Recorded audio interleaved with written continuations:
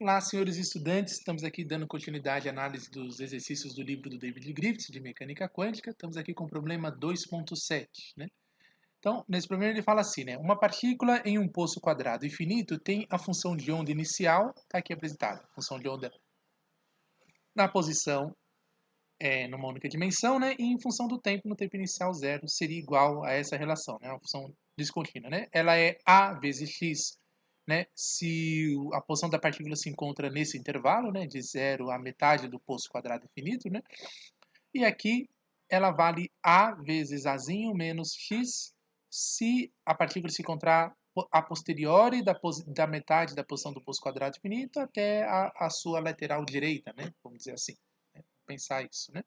Tendo o sistema de coordenadas, você tem a origem, a lateral esquerda do poço quadrado infinito e o A sendo a lateral direita. Poderia, tanto faz, tá bom? Poderia ser o contrário, né? Se você estivesse do outro lado do poço, você tem a mesma descrição do mesmo jeito, né? Não tem, a física não depende desse referencial, tá? Bom, mas ele aqui ele chama atenção para a nota de rodapé quando você trata da função inicial, né? É muito bom sempre olhar as notas de rodapé do Griffiths, né? Porque o professor Griffiths é uma pessoa que sempre toma cuidado em dar algumas orientações, faz uma reflexão física, né, sobre o que está sendo tratado no problema, né? Ele, ele conseguiu fazer o livro de forma tal que os exercícios são propostos para você realmente aprimorar as informações físicas e o conhecimento que você tem. Então vamos lá. Né? Então, se tratando da função inicial, como essa que nós vimos aqui no problema 2.7, ele fala lá, né, que não há restrições em princípio, né, para a forma da função de onda inicial. Ou seja, ela só tem de ser normalizável. Né? Então, essa é a condição. Então, se uma função de onda é normalizável, ela já é um candidato a descrever uma realidade física acessível. Né? E ainda fala aqui, né? É, em particular, né? Opa, em particular, essa função de onda em função da posição e do tempo inicial t0, ela não precisa ter uma derivada contínua. Então, tem que uma das condições que você acaba vendo nas videoaulas, o professor fala, né, que uma das características que a função tem é que ela deveria ser contínua, né, a primeira derivada e a segunda derivada ser contínua, que aí você consegue obter a energia cinética do sistema. Né? Então, como é que você vai aplicar o operador energia cinética, que envolve uma derivada de segunda ordem sobre uma função, e você não tem informação sobre isso? Pode perder essa informação. Né? Então, ele fala que, a princípio, a função de onda ela ainda pode descrever uma realidade expressiva, mesmo que ela não atenda a essas condições, né?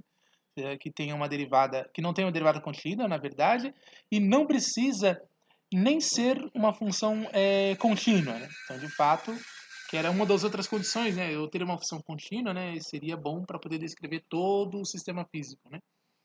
Em particular, seria esse caso, né? Aí ele fala aqui, entretanto, né? Uh, Entretanto, se você tentar calcular o valor esperado do Hamiltoniano, que é a energia do sistema, né, utilizando essa operação, que é sanduichar o operador Hamiltoniano, né, nesse determinado estado, né, de psi de xt, t igual a zero, você, né, aí ele mostra aqui que em tal caso poderá encontrar dificuldades técnicas, né, já que a segunda derivada de psi em função da posição e do tempo é, a derivada em função da posição que ele fala, né?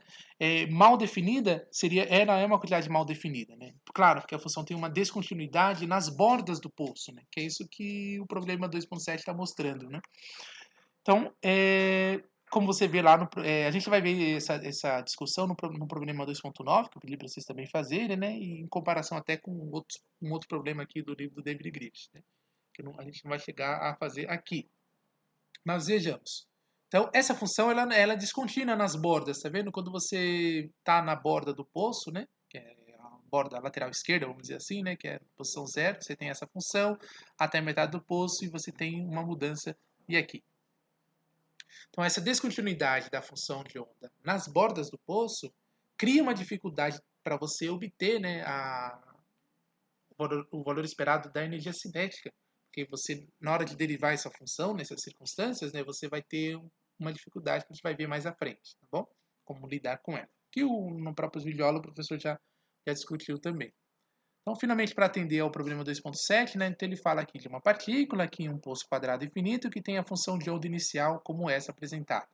Aí o item A pergunta para a gente, Esboce, né, a função de onda em função da posição e do tempo inicial igual a zero e determine a constante A, que é a constante de normalização, que aparece aqui e aqui, né? Então, vamos lá. Claro, eu preciso que essa função tenha que ser um quadrado integrável e ela tem que ser normalizável para eu finalmente obter. E aí ela é a candidata, de fato, a descrever uma realidade física acessível. Agora, não há necessidade dessa função ser contínua em função das posições o tempo todo.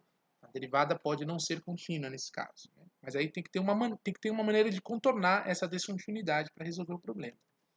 Então, vejamos lá. Primeiro ele pediu para fazer o esboço do gráfico dessa função no item A. Então, está aqui como esboçar essa representação. Então, aqui tem o eixo da função de onda, função da posição do tempo inicial igual a zero, e em função das posições. Então, alguns valores são relevantes para o esboço, né? Primeiro é que quando a função de onda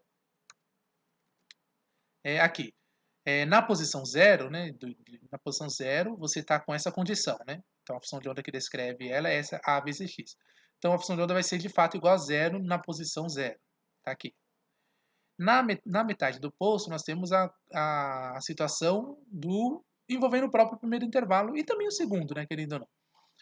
Porque ele inclui os dois, né? Então, aqui na metade do poço, é comum as duas funções, né? Você tem lá que quando x for igual a sobre 2, aqui vai dar a sobre 2, a minúsculo sobre 2, que a é a minúscula largura do poço, ok? Tá vendo? E a função é essa, tá? A vezes azinho sobre 2, tá aqui, é quando você tá nessa posição. E isso é comum aos dois, né? Se você observar aqui, ó, né? Se você substituir aqui A sobre 2, A menos A sobre 2 também é A sobre 2, tá bom? A função ela é comum nesses pontos. Então, ela é contínua aqui, né? Tem uma continuidade nessa relação. E agora aqui, aqui que elas não são contínuas nas bordas, né?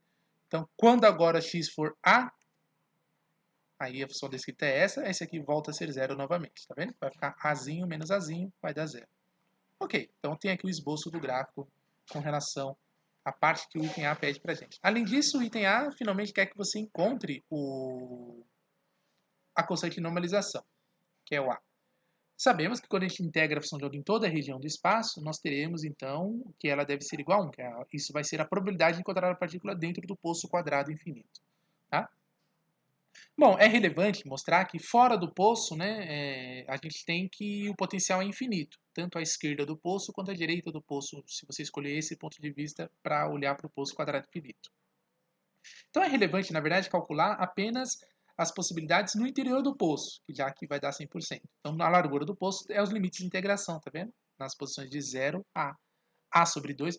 Bom, primeiro tem que fazer em partes, porque existe uma função que descreve nessa região, de 0 até a sobre 2, que é a função a maiúsculo vezes x, que está lá no enunciado do exercício do problema 2.7. Mais, né, a normalização, só que nesse outro intervalo, né, que é depois da metade do poço até a posição a função é essa, a menos x que multiplica a. Bom, aqui tem o módulo ao quadrado da função de onda, portanto, no caso se trata de uma função real, né, ambas, né, são funções reais, então o módulo ao quadrado da função de onda é a própria função de onda ao quadrado. Então está aqui x ao quadrado e o a ao quadrado aqui fora. Mais aqui também azinho menos x ao quadrado vezes o a ao quadrado aqui fora. Portanto, na hora de resolver esse cálculo, né, nós temos que... veja, atenção, a continuidade da função você percebe aqui. Está vendo o limite superior dessa integral? Coincide com o limite inferior dessa. Então, é como se eu pudesse compor essas duas integrais. Só não posso fazer algo de uma vez, porque elas têm estruturas diferentes. Mas perceba, exatamente no ponto A sobre 2, as duas funções de onda descrevem o estado físico na posição A sobre 2. Tá bom? Então, a função de onda ela tem continuidade, sim, tá certo? Apesar dela terem duas características aqui. Tá bom? Senão, eu teria que começar um ponto a posteriori de A sobre 2, se ela fosse descontínua, né, nessa relação. Tá? Então, é nesse sentido que a gente vê essa diferença. Então, se eu derivar essa função de onda em função da posição, não tem problema, e aqui também. Só que eu vou ter descontinuidade quando eu componho essas duas funções, né, para a função de onda original, para toda a região do espaço, tá ok? Aí não vai ter problema. E aí, de fato, veja, né? Você tem lá, então, integral de 0 até a sobre 2 de x quadrado em dx, mais integral de a ao quadrado, vezes a integral de a sobre 2 até a e a menos x ao quadrado dx igual, né? Vamos ver.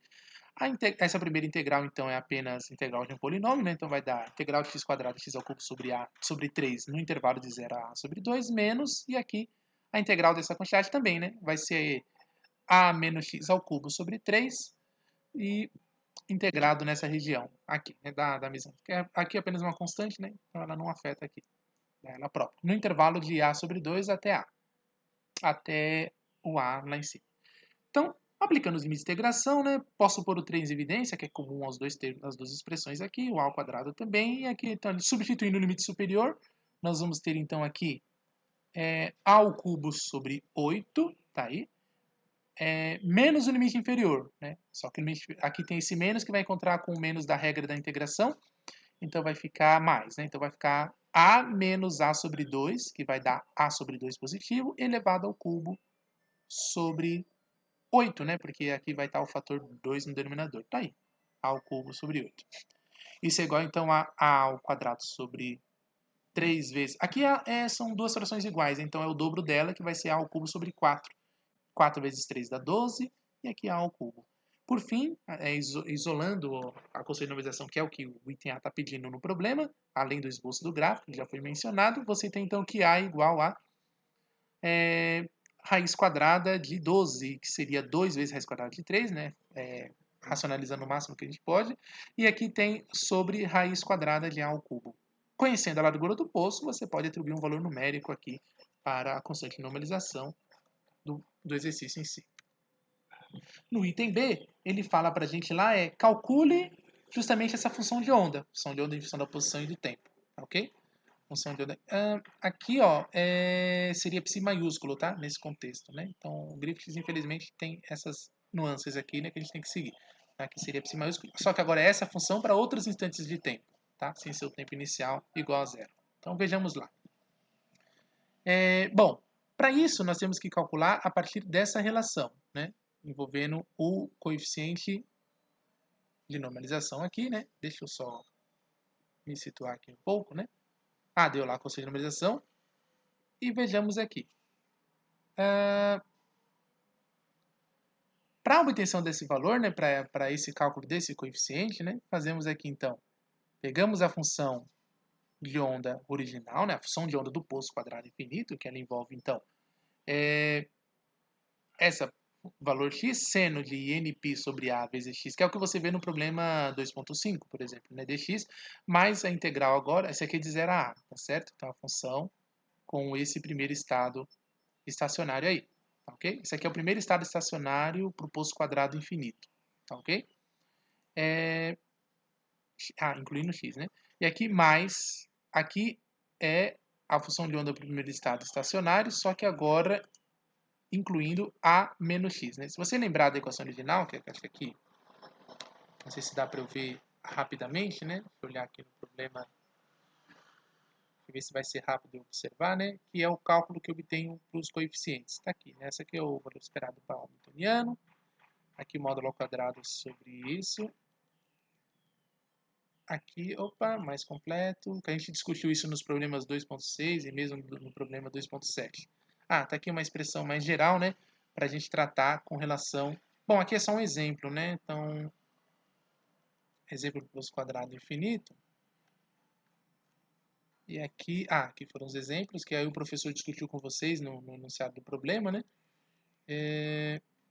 E aqui está, né? A expressão 2.37, eu tenho que fazer uso dela, porque ela permite a gente calcular esses coeficientes, né? Quando a gente obtém o resultado, né? Envolve essa expressão, a função seno, aplicada à função de onda no estado inicial. Tá? Então, essa relação aqui, né? Essa estrutura, né? É quando você tem a função evoluindo para outros instantes de tempo, né? Então, tá aqui, para o cálculo do coeficiente se dá dessa forma, né? Na largura do poço que você tenha, você tem essa estrutura, né, que é esse seno que multiplica a função de onda. No nosso caso do problema 2.7, o que está mudando é essa função de onda. Para o intervalo de 0 até metade da largura do poço, ela tem a cara de A vezes X, e A sendo a função de normalização, né, e no caso, no intervalo de A sobre 2 até A, ela vale Azinho minúsculo menos X ao quadrado, X menos X apenas, vezes o A, que é a função de normalização. Então, por isso que é esse aqui que mudou, né? Mas essa estrutura é a mesma, né? Que essa aqui vem dessas comparações quando você calcula esses coeficientes. Está aqui, né? De uma maneira geral, a maneira de você calcular a função de onda do estado inicial aqui para o posto quadrado infinito se faz dessa forma. Né? E de maneira mais geral ainda, temos essa aqui é a equação, tá aqui, ela é uma passagem do cálculo que envolve como se obtém a função de onda do estado inicial. Somatório, expandindo ela numa base, né, em função da função de onda e em função da posição x, que é essas funções que estão aparecendo lá, como solução no problema, no enunciado do exercício. Né? Veja só, né? Lembre dessa estrutura, expandido nessa base, que vai dar aquela função de onda lá. Né? Deixa eu ver, se eu só retornar aqui, que eu não gravei a página, vamos ter que ir olhando até chegar de volta. Opa, estamos chegando, problema 2.5, aqui, 2.7, tá vendo? Então aquele psi minúsculo, né, é o que corresponde a essas funções, tá certo? E lá no somatório. Então, psi da posição em função do tempo, função de onda completa, é igual ao somatório dos coeficientes da expansão da base dos estados estacionários vezes psi minúsculo em função de x, que são essas funções aqui. Só que elas têm que respeitar essas condições que o problema físico está apresentando, ok? Então, no cálculo do item B, é esse procedimento que nós vamos ter que fazer. Então, tá aqui. Coeficiente raiz quadrada de 2 sobre A, e aqui fica as constâncias de normalização envolvidas, junto com o coeficiente, e aqui está a função psi de x, que é x vezes seno de x, mais essa daqui, ó, que é o argumento, termo vezes seno de nπ sobre A vezes x dx. Bom, aqui esses termos a gente pode simplificar aqui, a gente podemos, vejamos, aqui dá para escrever raiz quadrada de 2 vezes raiz quadrada de 3, raiz quadrada de 6. Aqui fica A ao quadrado, ok? Aí, vamos ver, a raiz quadrada de A. Tá ok. Bom, A ao quadrado. Sim, claro, raiz quadrada de A vezes raiz quadrada de A vai dar simplesmente A, que multiplica A fica A ao quadrado. Ok. E aqui deu para ajeitar essa expressão. E aqui ficamos, então, integral nesse limite. Então, vamos aplicar aqui. Bom, deixa eu ver. Quem é o x, né? O x é de acordo com os valores que você vai atribuindo, porque aqui já está fazendo a devida substituição. Temos que resolver uma integral do tipo x vezes seno de nπ sobre A vezes x dx. Né? Então, funções desse tipo tem como solução, aí teria que fazer aqui uma mudança de variável, sei lá, chamar de y, por exemplo, dizer que nπ sobre A vezes x é igual a y. Aí o diferencial em y vai ser nπ sobre A dx, que você isola o dy para substituir, aí o A vai para cima, inverte nessa fração, fica A sobre nπ, tá aqui, A sobre nπ uma vez, por causa do diferencial que eu fiz a mudança de variável. E o fato de que o x é simplesmente, como o y foi chamado de nπ sobre A vezes x, quando eu isolo o y, eu isolo o x para poder trocar por y aqui, vai ficar de novo A sobre nπ, aí aparece a segunda vez, por isso que agora está ao quadrado, vezes o tal do y. Aí a integral vai ser do tipo integral de y seno de y, tá ok? Fazendo essas mudanças de variável, né?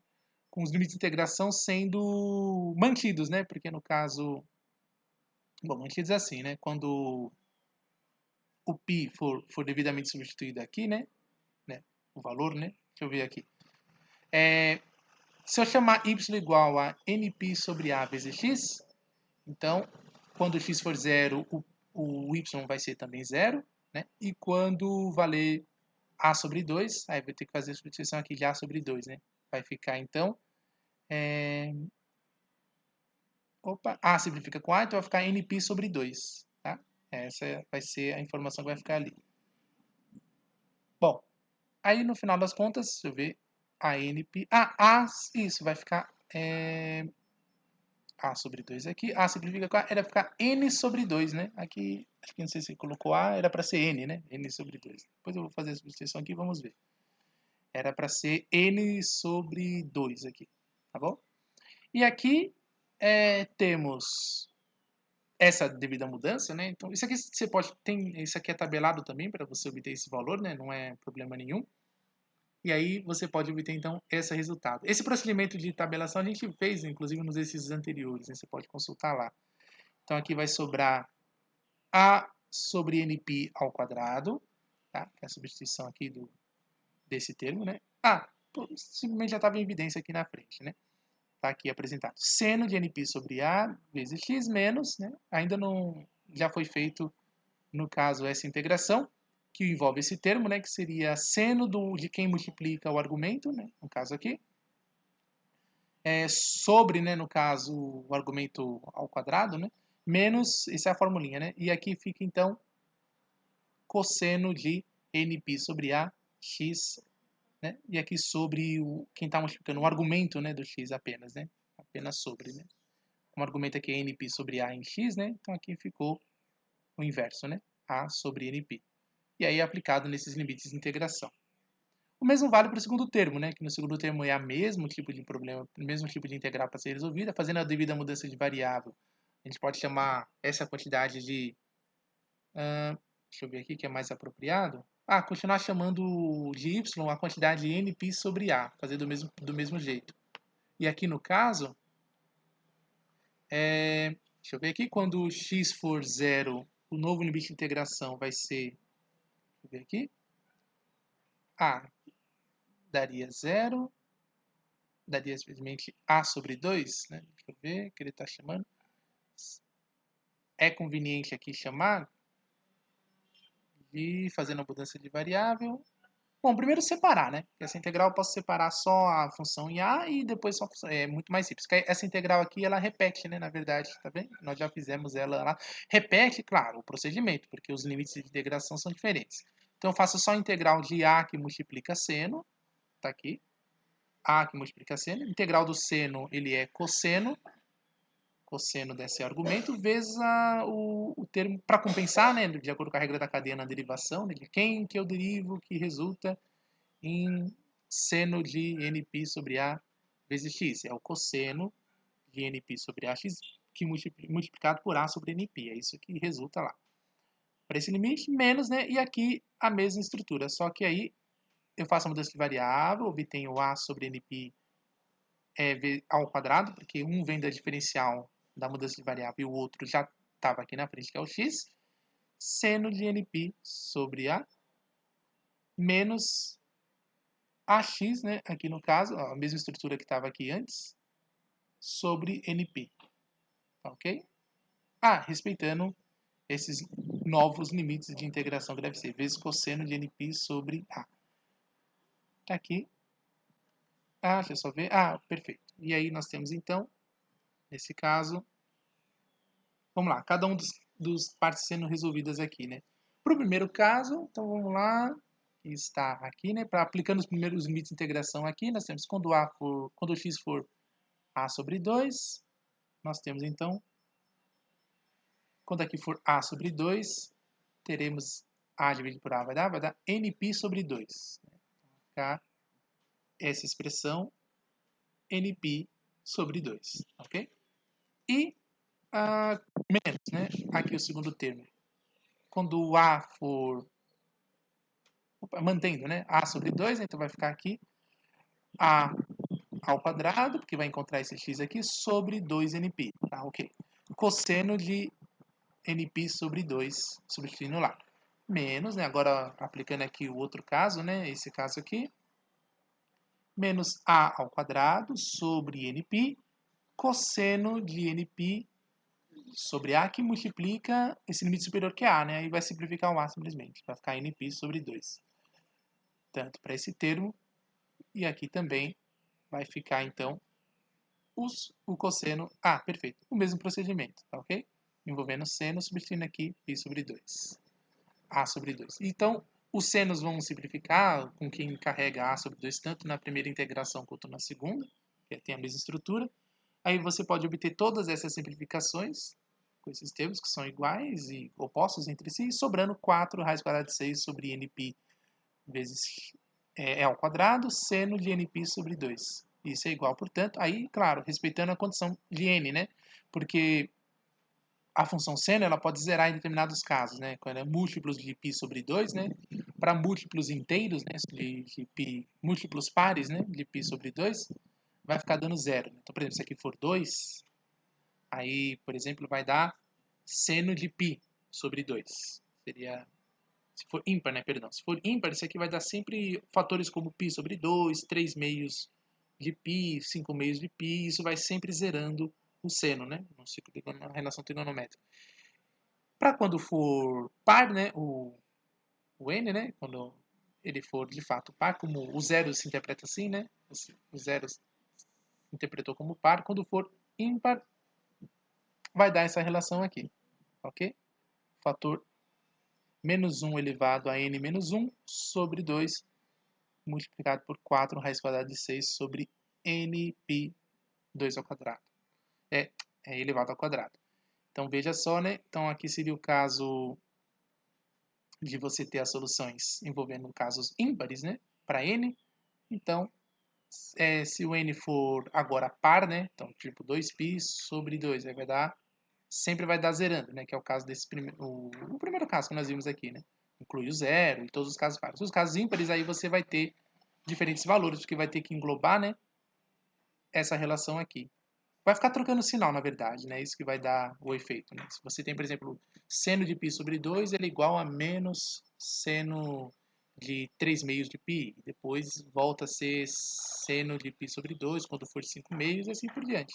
Então, aqui vai revelando essa alternância de sinais, né, dependendo do valor de n. Né? Então, quando n for 1, isso aqui vai dar 0, então vai ficar positivo, que seria simplesmente seno de π sobre 2.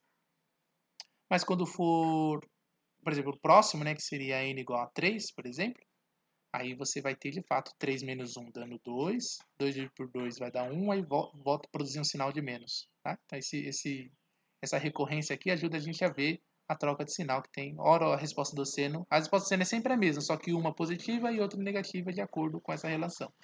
E aqui está o fator que estava multiplicando, 4 raiz quadrada de 6 sobre nπ ao quadrado. Né? Então, essa é a diferença aqui. Bem, então, né, a conclusão que a gente tem agora é que a função de onda em função da posição e do tempo, veja que agora aqui está o psi conforme deve ser, inclusive lá no Grips, vai ser 4 raiz quadrada de 6 sobre π ao quadrado, tá ok? Vezes raiz quadrada a constante de normalização, né, que é a raiz quadrada de 2 sobre a, na soma, né, aqui nós temos em soma, o n teve que carregar para cá, né, que é essa expressão aqui, sobre n. Bom, função de onda completa, né? Sobre n, no caso, ao quadrado, seno de nπ sobre ax e elevado a menos ET sobre h cortado, onde aqui você tem a energia do poço quadrado infinito, tá? Essa expressão, então, corresponde à função de onda completa que a gente precisava obter, fazendo uso daquela relação que eu mostrei lá, né, no livro do Griffiths, agora há pouco, dentro desse vídeo, né? Que era a relação que a gente tinha que obter para essa função. Então agora está expandida numa base completa. Na base, né, completude tem um truncamento de acordo com o estado que você esteja calculando. O n ele que vai truncar, né? Até qual estado estacionário você vai considerar a análise do seu problema. Então, o n que faz esse truncamento. Então, com isso a gente atende ao item B, né, do problema 2.7, que é o que nós estamos tratando aqui. No caso do item C, ele pede para a gente qual a probabilidade de que a medição da energia produza o valor E1, que é o valor do primeiro estado estacionário. Então, para isso, né, o valor esperado do Hamiltoniano, que é a energia total do sistema, é igual ao somatório dos pesos estatísticos sobre a energia. Olha lá, quem faz o peso estatístico é o módulo dos coeficientes ao quadrado. Tá? Os coeficientes podem assumir valores reais e complexos, não tem problema nenhum. Isso depende sempre de cada caso. Nesse caso aqui, para esses valores, né, de cálculo de coeficientes, nós temos aqui, primeiro que, para o cálculo de probabilidade, temos lá, probabilidade de encontrar o valor no estado estacionário 1 de energia. Então, a probabilidade de 1 será um módulo de coeficiente ao quadrado. O coeficiente ele varia 4 raiz quadrada de 6 sobre π ao quadrado, se vocês se recordarem ali no item B. Ao quadrado disso, então é 16 vezes 6 sobre π a quarta, que é esse valor numérico aqui, 0,9855, considerando uma precisão de 4 casas decimais para o π, né, pelo jeito. E aí, temos então que esse valor esperado do Hamiltoniano então vai ser igual a essa relação. Que também, por sua vez, né, se a gente for olhar as relações que nós vimos lá anteriormente, né, envolvendo a energia envolve, né, a energia do estado estacionário está aqui, né? Aproveitar a expressão que já está aqui, ó. A energia do poço quadrado infinito atende a essa expressão, n quadrado, π quadrado vezes h cortado ao quadrado sobre 2 vezes a massa da partícula vezes a largura do poço ao quadrado. elevando essa quantidade aqui, né, substituindo, né, para o primeiro estado estacionário, n igual a 1. Então, para n igual a 1, você tem aqui, bom, 96 sobre π à quarta, resultado dessa relação, vezes aqui, π ao quadrado vezes h cortado sobre 2 vezes a massa vezes a ao quadrado, que isso aqui seria a parte da energia, né, que ele está envolvendo. E aqui seria para cada um dos casos, né, para o cálculo dos coeficientes, né, seria para π ao quadrado sobre 8, né, que seria a composição desse termo, né, então seria essa série, você teria lá 1, que é o somatório, né, sendo aplicado, né, quando n vale 1, mais quando, aí você tem 3, né, por caso do 3 ao quadrado, depois 5 para o n, 7 e assim por diante, né, deveria ser somar para todos os estados, né, seja 1, 3, 5, 7, os ímpares, né, para os coeficientes para os termos ímpares. Porque esse n já aparecia na função original, né, é isso que eu estou querendo dizer, né. Então, se a gente fosse ver aqui, né, para a expressão para os coeficientes, tá aqui, né, 4 na escala de 6 sobre π quadrado, esses eram os coeficientes, e envolvia esse np aqui, tá vendo? N, mas ele estava aqui, né? Estava aqui. np, então n quadrado está ali, tá vendo? Então quando n vale 1, quando n vale 3. Porque quando n vale par, né? Quando ele é par, sempre a função zera, né? Isso é que a gente tinha constatado aqui nesse problema, tá vendo? Sempre que o n era par, estava zerando. Então, por isso que a somatória só estava sendo feita com os elementos ímpares, e respeitando essa regra para os valores da função. Tá? Então aqui está sendo respeitado. Aqui também está sendo respeitado. Aí, com conhecimento de matemática, nós temos que essa série matemática, né, ela converge para a quantidade π ao quadrado sobre 8. É a oitava parte do π quadrado, né?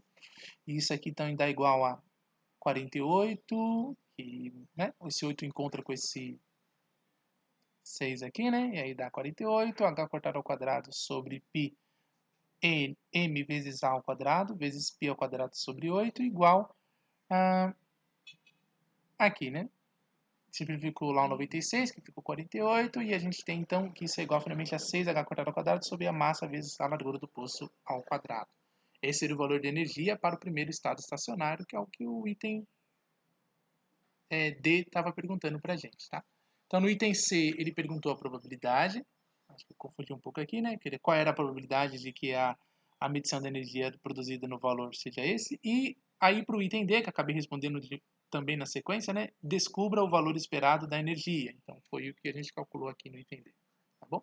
Uma vez que você conhece a probabilidade, você pode calcular a energia com esse valor aqui, tá ok? Então, esse era o problema 2.7 que a gente faltava tratar. A gente pode dar a sequência nos outros exercícios, tá ok?